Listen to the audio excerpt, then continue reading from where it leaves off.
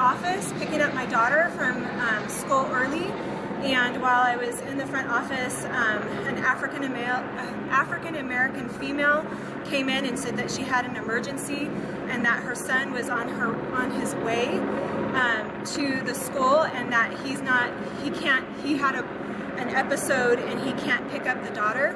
And within just a few minutes, African American male, tall, slender man, walked in to the front office, and a few minutes transpired.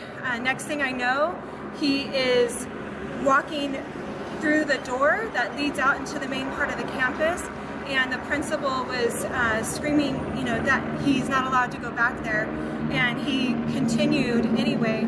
She turned around and started yelling for lockdown to happen, and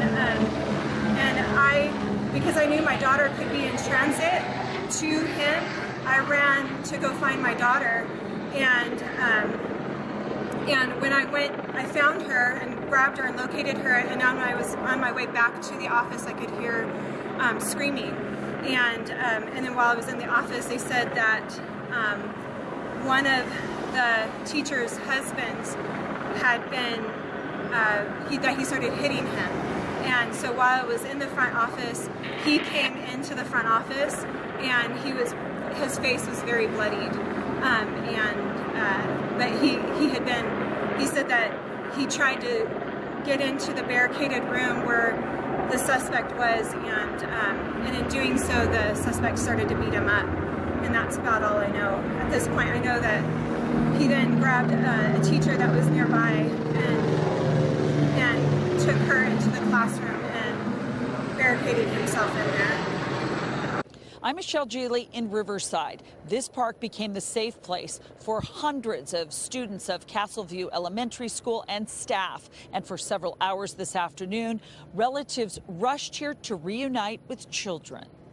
It felt forever. The drive here felt like hours. Tight hugs and tears. Castleview Park is where hundreds of elementary students were taken this afternoon after a hostage situation developed on their Riverside campus. Nervous and scared that something was going to happen. Like for me personally, I wasn't really as scared because the teachers were directing us.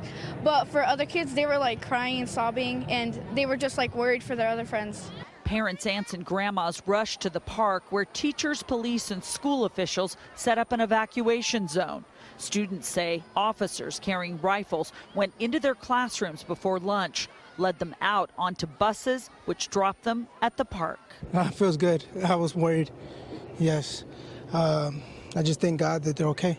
Very scared, did not have no clue what was going on.